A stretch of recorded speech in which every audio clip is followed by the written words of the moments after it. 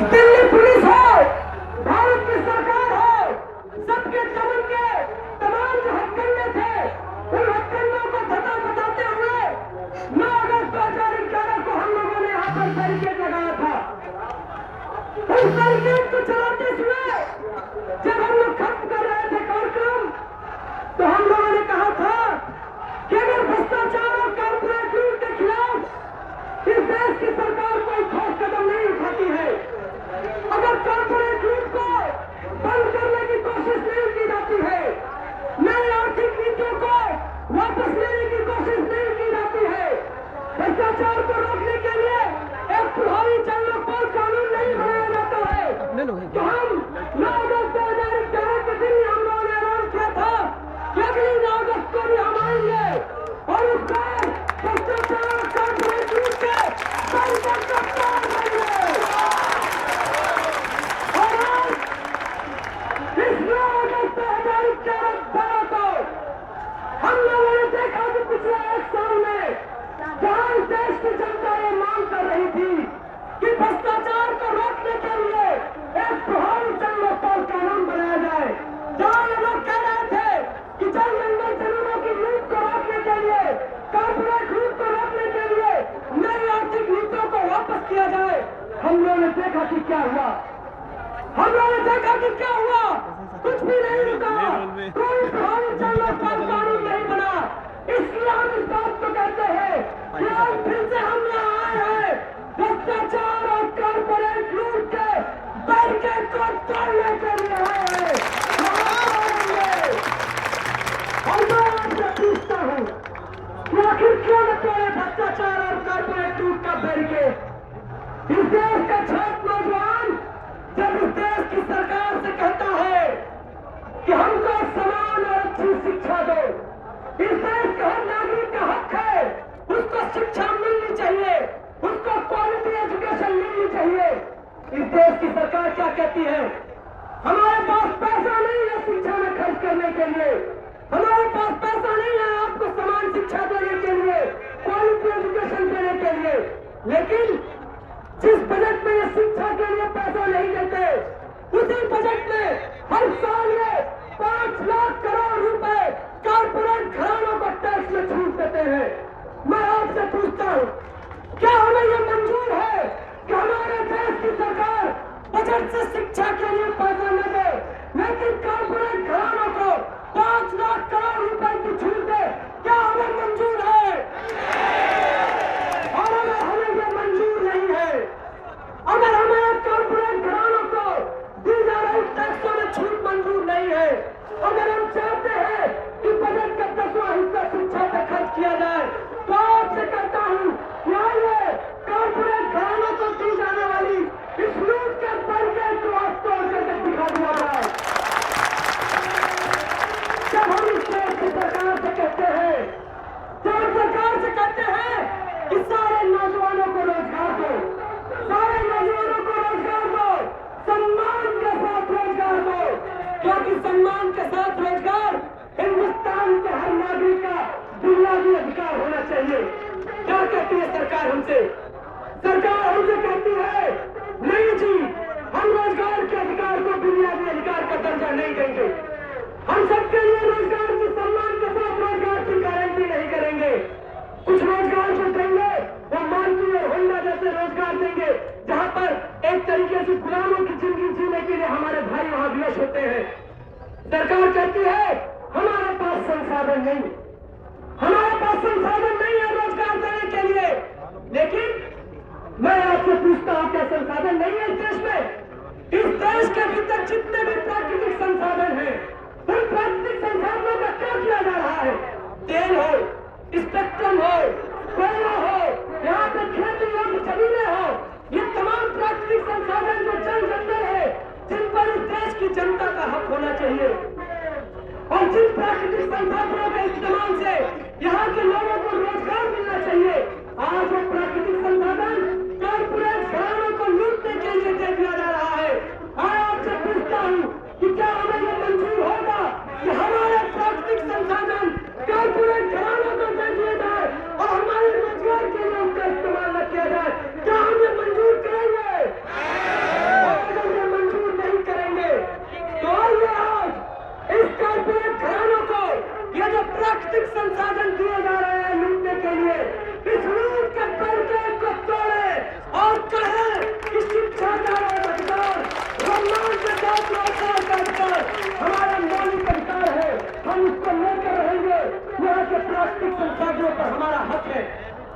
जब हम इस देश की सरकार से कहते हैं कि जब तक रोजगार नहीं करते बेरोजगारी भत्ता तो हमें सम्मान देना, सरकार कहती है पैसा नहीं।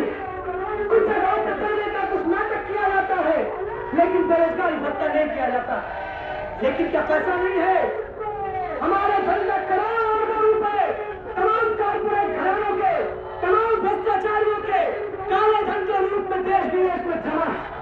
लेकिन आज सरकार उन काले धन को इस देश में वापस लाने के लिए कहीं से कोई कोशिश नहीं कर रही। मैं आपसे कहता हूँ ये जो काला धन विदेशों में जमा है उस पर किसका हक है? क्या इस देश के छात्र नौजवानों, किसानों, मजदूरों का हक नहीं है? क्या उस पैसे को हमारे लिए बेरोजगारी भत्ता देने में, हमारे किसानों को सब्सिडी देने में, हमारे मजदूरों को सम्मानित रोजगार देने में उसका इस्तेमाल नहीं होना चाहिए? अगर होना चाहिए और अगर हमें ये मंजूर नहीं है तो आइए इन कारपोरेट घरानों के ये जो काले धन का बैरिकेड है आज इसको भी तोड़ करके हम सरकार से कहे किसको इस देश के हम लोगों ने देखा भ्रष्टाचार के सवाल पर कई सारी लड़ाइयां आज हिंदुस्तान में लड़ी जा रही हैं। इस जंतर मंतर पर भी पिछले दिनों लड़ी गई।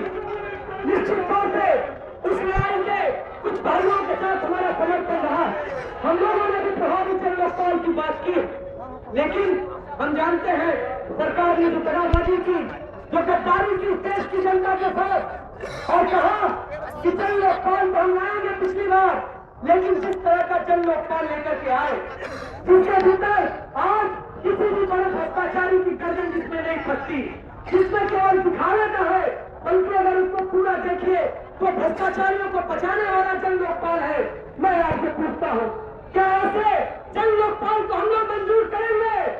अगर नहीं करेंगे तो आइए ये जो सरकारी जन लोकपाल का बैरिकेड है उस बैरिकेड को भी हम लोग ध्वस्त करें और एक प्रभावी जन लोकपाल की लड़ाई को आगे बढ़ाएं। साथियों, आज ही के दिन 9 अगस्त को रामलीला मैदान में बाबा रामदेव भी काले धन के सवाल पर सरकार से 2 हाथ करने के लिए मौजूद है और आज जंतर मंतर पर अपने पार्लियामेंट मार्च में भ्रष्टाचार और कारपोरेट लूट का बैरिकेड तोड़ने के लिए हजारों छात्र नौजवान जमे हुए। मैं यहाँ पर मौजूद दिल्ली के तमाम बुद्धिजीवियों से, तमाम आम लोगों से इस बात को कहता हूँ कि आइए हमारे साथ हमारी लड़ाई में सहयोग कीजिए। भ्रष्टाचार के खिलाफ लड़ने वाली ईमानदार ताकतों को, भ्रष्टाचार की जड़ों पर प्रहार करने वाली, आर्थिक नीतियों को बदलने वाली लड़ाई के साथ आइए। एक ऐसी लड़ाई जो खुद भ्रष्टाचार के आरोपों में घिरी हुई है, एक ऐसी लड़ाई जो जिसकी कोई दिशा नहीं, विचारधारा नहीं, बल्कि जो कभी कभी नरेंद्र मोदी जैसे फासिस्टों के साथ जाकर के खड़ी हो जाती है, वैसी लड़ाई के भ्रम में नहीं, बल्कि छात्र नौजवानों ने पूरे देश से अपने कंधे पर जिस भ्रष्टाचार और कारपोरेट लूट के खिलाफ की लड़ाई को लेकर के आज दिल्ली तक आए हैं। आपसे अपील करता हूँ कि आइए इस लड़ाई के साथ आइए हमारे साथ मार्च कीजिए। हम भ्रष्टाचार और कारपोरेट लूट के खिलाफ एक ईमानदारी के साथ उसकी जड़ों पर प्रहार करने वाली लड़ाई लड़ना चाहते हैं। शिक्षा के अधिकार के लिए, सम्मान के साथ रोजगार के लिए, भ्रष्टाचार और कारपोरेट लूट की जो रुकावट है उस रुकावट को तोड़ने के लिए आगे बढ़ना चाहते हैं। हम आपसे अपील करते हैं यानी हमारे साथ इस लड़ाई में सहयोग कीजिए। साथियों, एक बार फिर से आप तमाम लोगों को कर्मचारी इस्तकबाल करते हुए और इस आह्वान के साथ कि आज पूरा देश 2 लड़ाइयों के इस मॉडल को देख रहा है। 9 अगस्त के दिन कुछ लोग टीवी पर लाइव चल रहे होंगे, लेकिन देश जानेगा, यहाँ के छात्र नौजवान और जनता पहचानती है सच्ची ताकतें कौन है। आप लोगों के ऊपर निगाहें हैं। आइए हम तमाम लोगों की आशाओं को, तमाम लोगों की उम्मीदों को, जो लोग आज आत्महत्याएं करने के लिए मजबूर है, जो लोग आज नौकरी के वर्कर जेलों में जिनको डाल दिया गया है, जो लोग पास्को से लेकर के नियमगिरी तक लड़ रहे हैं, वो लोग जो आज स्कूलों का मुंह नहीं देख पाते, वो लोग जो अंडर एम्प्लॉयमेंट के शिकार है, वो लोग जो कारपोरेट लूट के चलते जिनकी जिंदगी जीना जिनके लिए मुहाल हो गया है, आज वो उनकी लड़ाई का चैंपियन बने और इस भ्रष्टाचार और कारपोरेट लूट के बैरिकेड को तोड़ने के लिए आगे बढ़े और अपने हक के लिए आगे बढ़े।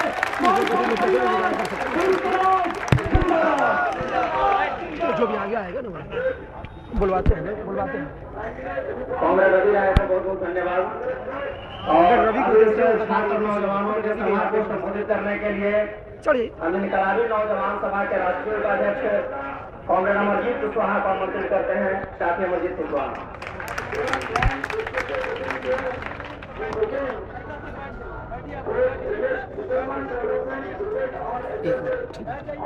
आज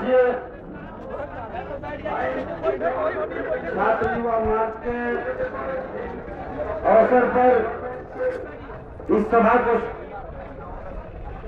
संचालित कर रहे इनकलाबी नौजवान सभा के राष्ट्रीय महासचिव कमलेश शर्मा जी, हमारे इस सभा में भाजपा माले के राष्ट्रीय महासचिव कॉमरेड दीपंकर भट्टाचार्य जी, हमारे बीच भाजपा माले के केंद्रीय कमेटी सदस्य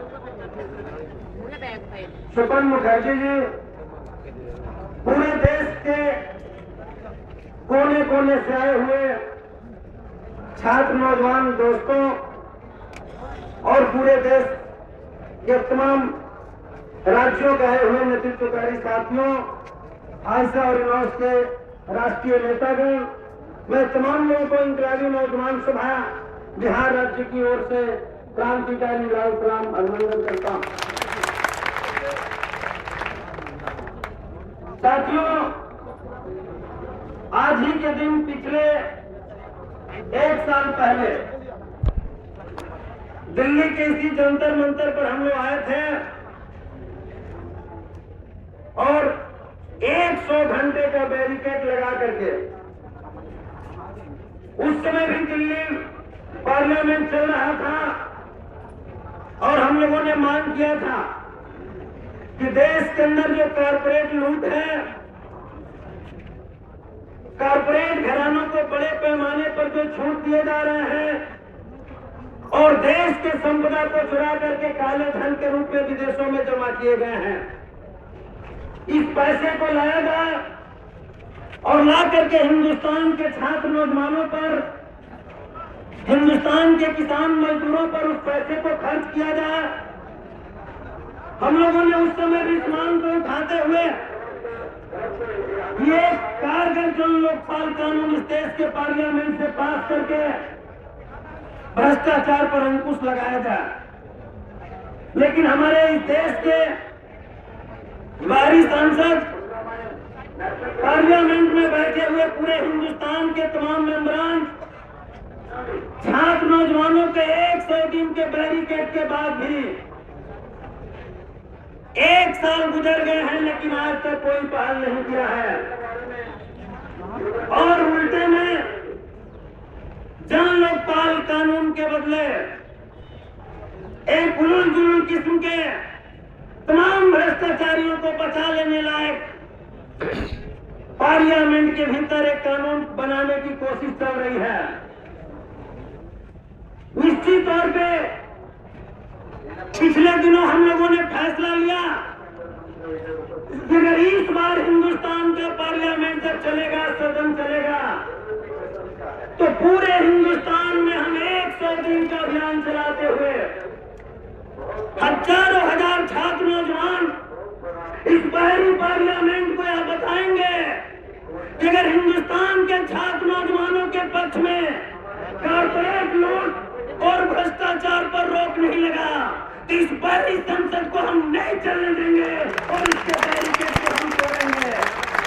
और निश्चित तौर से हमारे इस अभियान का नोटिस पूरे हिंदुस्तान के छात्र नौजवानों ने लिया। गोरखालैंड से लेकर के कार्बी अंगलांग होते हुए पूरे हिंदुस्तान के तमाम बड़े बड़े विश्वविद्यालयों से, तमाम गांवों से चलकर हजारों हजार छात्र नौजवान आज इस पार्लियामेंट के सामने इस बाहरी संसद से पूछने आए हैं कि क्या हिंदुस्तान के अंदर जन लोकपाल जैसे कानून बनेगा कि नहीं बनेगा। हम पूछने के लिए आए हैं कि हमारे देश के कारपोरेट घरानों को करोड़ों करोड़ रुपए जो छूट दिए जा रहे हैं, उनके टैक्स माफ किए जा रहे हैं, उन पे घाटा लगने की स्थिति में बड़े पैमाने पर बेल आउट पैकेज देकर के उन्हें बचाया जा रहा है।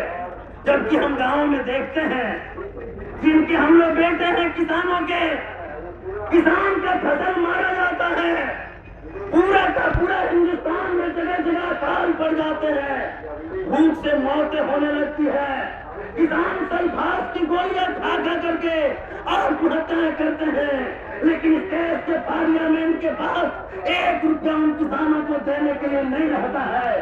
और जब इस देश के बड़े बड़े कारपोरेट, टाटा, बिरला, जिंदल, मित्तल, अंबानी जैसे लोग, मानिया साहब जैसे लोग जब इस देश की सरकार से अपील करते हैं कि हम घाटे में हैं, हमें पैकेज दिया जाए, पैसे दिए जाए, तो इस सरकार के खजाने खोल जाते हैं।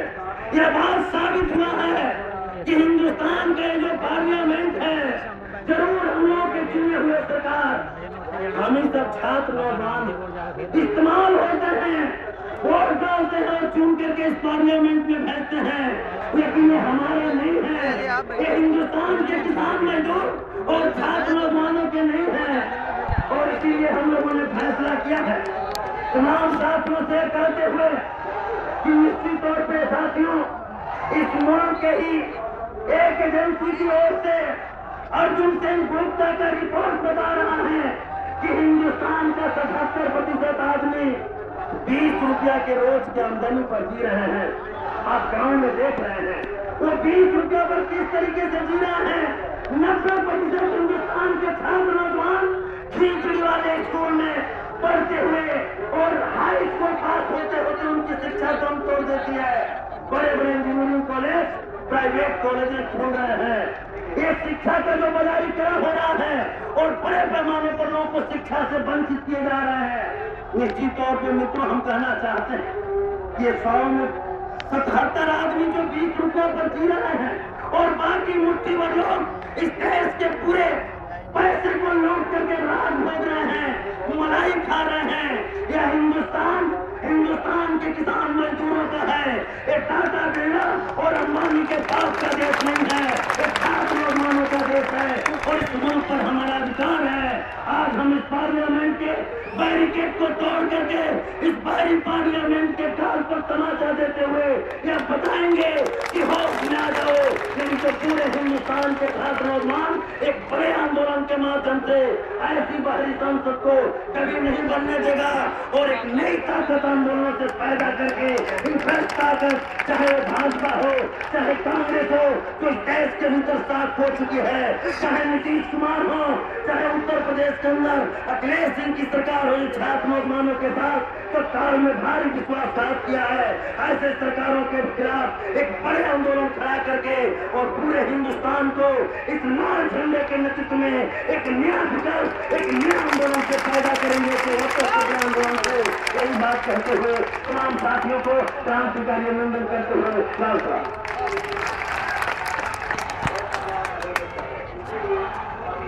अब आमंत्रित करते हैं आयशा के राष्ट्रीय अध्यक्ष साथी संजीत सिंह को आए और सभा को संबोधित करें।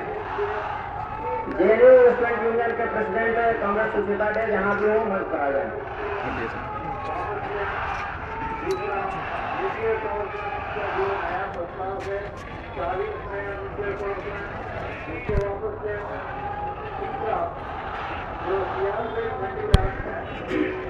लाल सलाम साथियों, सबसे पहले मैं तकरीबन 40 घंटे से ज्यादा की यात्रा करके छात्र युवा संसद मार्च में हिस्सा ले रहे एनसी हिल्स के, कार्बी आंगलोंग के, आसाम के अपने साथियों को अपना सलाम पेश करना चाहता हूं।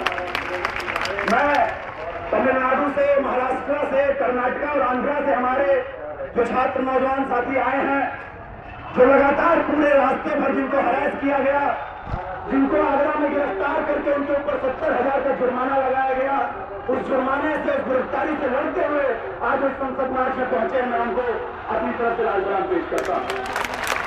मैं झारखंड के हमारे साथियों को, जिनको के इलाहाबाद शहर के स्टेशन पर गिरफ्तार कर लिया गया, जो इस रैली में आ रहे थे, हमारे इस मार्च में आ रहे थे, उस प्रशासनिक बदतमीजी से, बदतमीजी से लड़ते हुए इस मार्च में पहुंचे हैं, मैं उनको अपना लाल सलाम पेश करता हूं।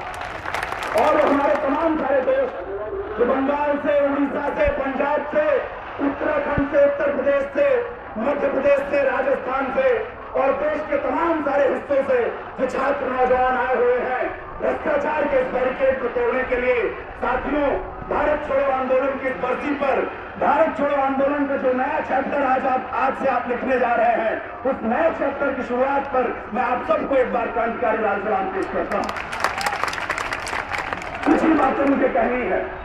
दरअसल अब ये लड़ाई बहुत साफ है, अब ये लड़ाई बहुत स्पष्ट है।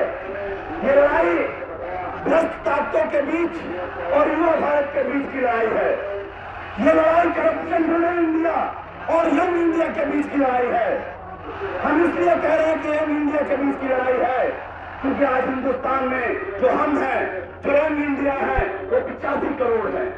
ये 85 करोड़ के सपनों की, ये 85 करोड़ के भविष्य की लड़ाई है। और वो चंद जो करोड़ इस देश में सत्ता में बैठे लोग हैं, संसदों और विधानसभाओं में बैठे लोग हैं, जो इस देश को लूट लेना चाह रहे हैं, इस देश को बर्बाद कर देना चाह रहे हैं।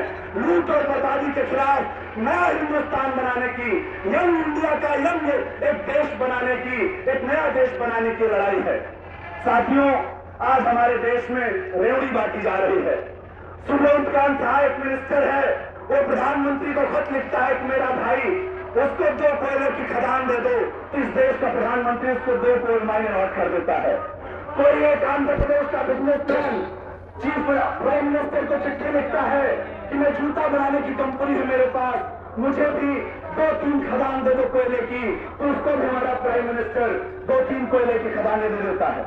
पिछले 2006 से लेकर 2009 के बीच में आज ये CAG की रिपोर्ट साफ कर चुकी है कि हमारे देश में, हमारे देश की जनता का 2 लाख करोड़ रुपया का चूना इस सरकार ने कोयला घोटाले में लगाया।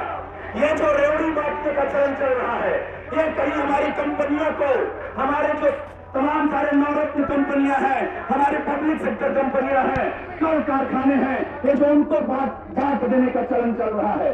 हमारी खेती की जमीन को जो बांट देने का चलन चल रहा है, हमारी नदियों को, हमारे जंगलों को, जमीन के नीचे हमारे खनिजों को जो मुफ्त में तोहफा दे देने का चलन चल रहा है, हमारे विश्वविद्यालयों को बेच देने का, हमारे अस्पतालों को बर्बाद करके बेच देने का ये जो चलन चल रहा है, रेवड़ी बांटने के चलन के खिलाफ आज अपने हिंदुस्तान में अपने अधिकार के लिए, अपने सम्मान के साथ रोजगार के लिए ये हजारों हजार छात्र नौजवान आए हैं। और दरअसल इस चलन के खिलाफ, ये रेवड़ी बांटने के चलन के खिलाफ एक नए चलन की शुरुआत करने आए हैं, एक नए हिंदुस्तान को यहां बनाने आए हैं। आपसे मैं कहना चाहता हूं कि पिछले 2 घोटाले जो 1 साल में हुए, 2G स्पेक्ट्रम और कोलगेट स्पेक्ट्रम, उनका बजट है 4 लाख करोड़ रुपए। और पिछले 9 साल से यह सरकार हिंदुस्तान में राज कर रही है, शिक्षा पर उसका बजट है 3.42 लाख करोड़, 3.5 लाख करोड़ आप मान लीजिए। 2 घोटालों का बजट 4 लाख करोड़ और पिछले 9 साल में शिक्षा का बजट 3.5 लाख करोड़। आखिर किसके लिए काम कर रही है सरकार? रोजगार की जो हालत हकीकत है, आज हमारे देश के नौजवानों को तमाम सारे शहरों में, औद्योगिक इलाकों में तर भटकने के लिए मजबूर कर दिया गया है। उनकी हत्याएं कर दी जा रही हैं। गाजियाबाद की फैक्ट्री में उनकी हत्या कर दी जाती है। साहिबाबाद में रखानी की फैक्ट्री में पंप बॉयलर फट जाता है, 36 मजदूर जिंदा जल जाते हैं। कोई उन पर मीडिया उन पर बात नहीं उठाता।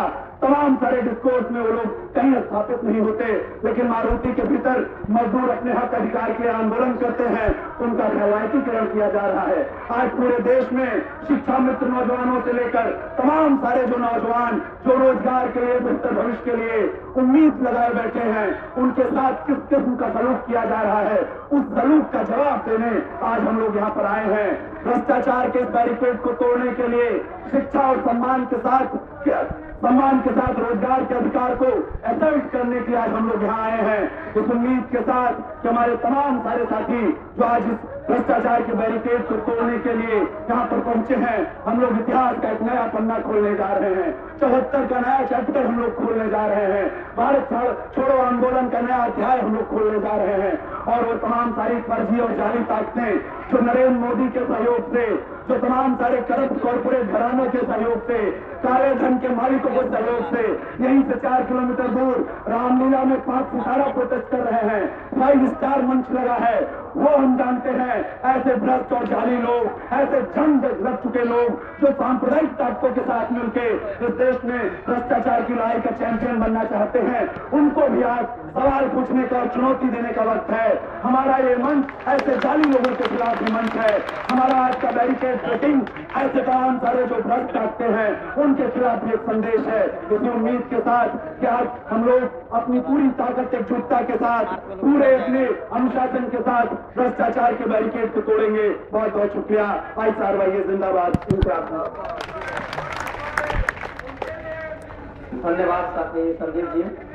और इस सभा को संबोधित करेंगे इनकलाबी नौजवान सभा के नेता पंजाब के साथी कंवर जी।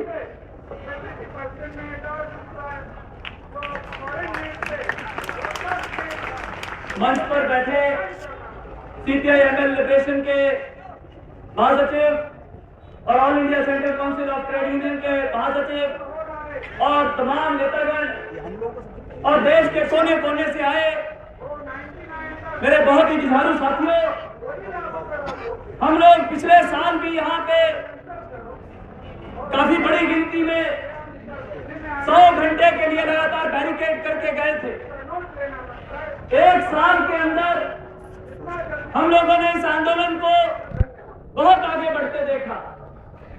एक साल पहले हमने देखा था कि पूरे देश के अंदर गुस्से की एक लहर थी, जो जैसे ही किसी ने मुद्दा करप्शन का उठाया तो पूरे देश की जनता जो है ऐसा लग रहा था कि जैसे सारे का सारा नौजवान, सारे के सारा कुछ करने का मादा रखने वाले लोग वो एकदम से सड़क के ऊपर आए, ऐसा लग रहा था।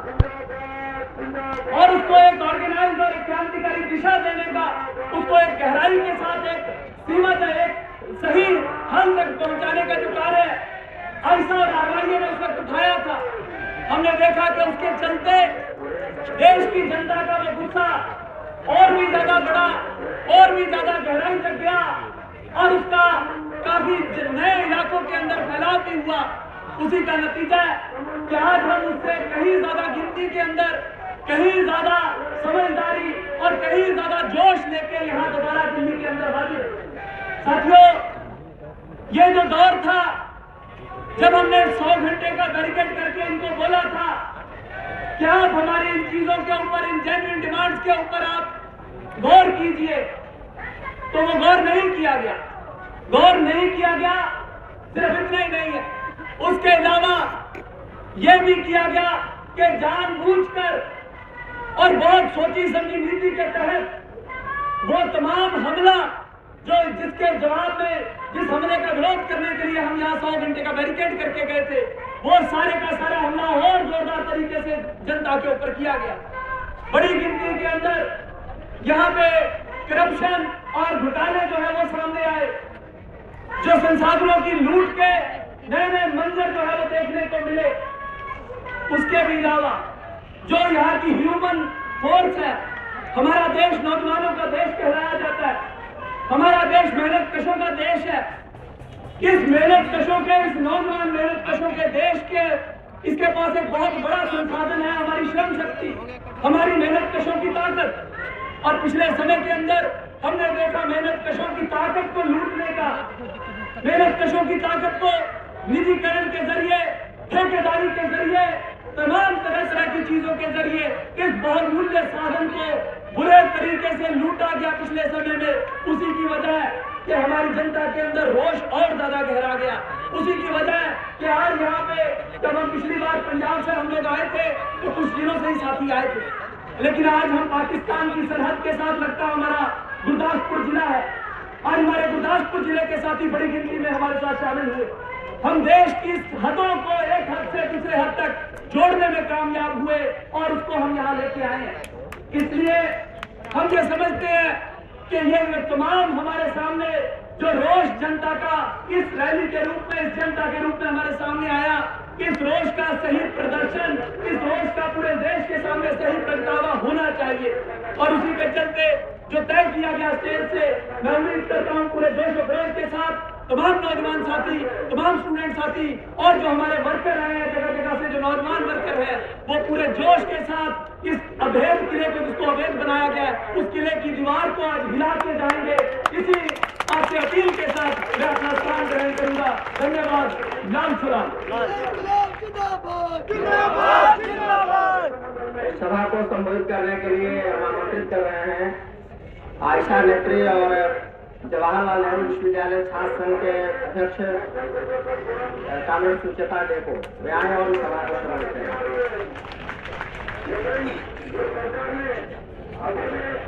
नमस्कार साथियों, आज 9 अगस्त के दिन, आज ही के दिन एक गुलाम देश के लोगों ने, मजदूर किसानों ने नारा गुंजाया था, नारा उठाया था, अंग्रेजों भारत छोड़ो। आज ही के दिन एक नए देश का सपना देखते हुए, आजादी का सपना देखते हुए इस देश के करोड़ों आवामों ने नारा उठाया था, अंग्रेजों भारत छोड़ो। देश को आजादी मिली, लेकिन भगत सिंह तो उसी वक्त कह के गए थे कि अगर गोरे अंग्रेज जाएंगे और समाज में मूलभूत परिवर्तन नहीं होगा तो बुरे अंग्रेज आएंगे। और आज एक बार फिर से 2012 में 9 अगस्त के दिन इस देश के छात्र नौजवान फिर से एक बार नारा गुंजा रहे हैं, कॉर्पोरेट के दलालों भारत छोड़ो, मनमोहन सिंह भारत छोड़ो। ये देश हमारा है, ये देश अमेरिका का नहीं है, ये देश मिस्टर ओबामा का नहीं है, ये देश टाटा बिरला अंबानी का नहीं है। इस देश में हम रहते हैं, इस देश को चलाने वाले इस देश के मजदूर, किसान, छात्र, नौजवान हैं। हम देख सकते हैं कि नजदीक में ही पार्लियामेंट है। अभी हम लोग जाएंगे पार्लियामेंट के अंदर। जो लोग ये दावा करते हैं कि हर एक 5 साल में चुन के आते हैं, हम लोगों के प्रतिनिधि है, हम लोगों के रिप्रेजेंटेटिव है, हम लोगों को सिखाया जाता है कि ये जो 100 करोड़ का देश है, 100 के 100 करोड़ लोग गधे हैं, 100 के 100 करोड़ लोग कुछ नहीं समझते।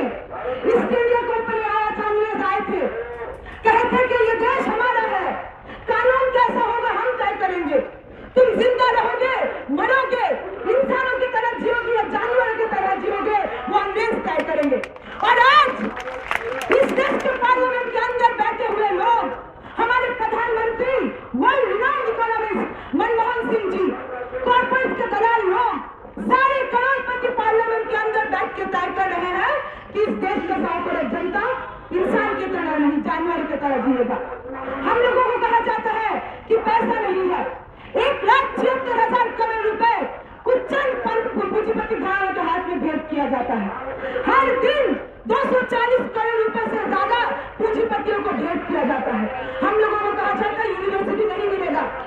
इतना साहस है इन लोगों का। मनदीप सिंह आलूवालिया कहते हैं कि आज से यूनिवर्सिटीज को फंड नहीं करेंगे, स्टूडेंट्स को स्टूडेंट लोन देंगे। और कहा जाता है कि स्टूडेंट्स लोन लेके जाए, यूनिवर्सिटी में लोन दिखाए और डिग्री खरीदे। हम लोगों को कहा जाता है कि कोई नौकरी नहीं है सरकार के पास, नौकरी ढूंढना है तो कॉर्पोरेट कंपनीज में जाके ढूंढो। कहा जाता है कि जॉब गारंटी कॉर्पोरेट कंपनीज नहीं देंगे। आपको किसी भी कारण के चलते, कोई भी कारण दिखाते हुए नौकरी से निकाला जा सकता है। आपके साथ चाहे कोई हैरेसमेंट हो, कुछ भी आपको फेस करना पड़े, आपको क्यों नौकरी से निकाला जाए, इसका कोई भी कारण, कोई भी एक्सप्लेनेशन इस देश के पूंजीपति घराने नहीं देंगे। और आज अगर देश के कोने कोने से हम लोग यहाँ पे इकट्ठा हुए हैं तो ये कहने आए हैं कि इस देश के लोगों का काम सिर्फ 5 साल में एक बार वोट देना नहीं है।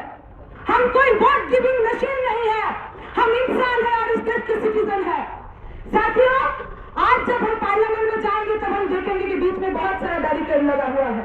और आज हम इसलिए आए हैं कि पार्लियामेंट के अंदर जो लोग हमारे प्रतिनिधित्व करते हुए बैठे हुए हैं, उनको हम सुनाना चाहते हैं कि 100 करोड़ के इस देश में इंसान रहते हैं और ये इंसान अपने अधिकारों के लिए, अपने सपनों के लिए लड़ेंगे।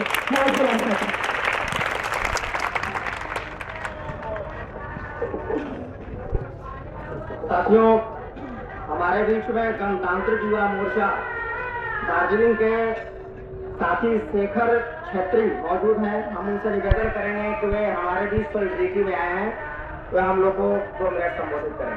कॉमरेड शेखर छेत्री।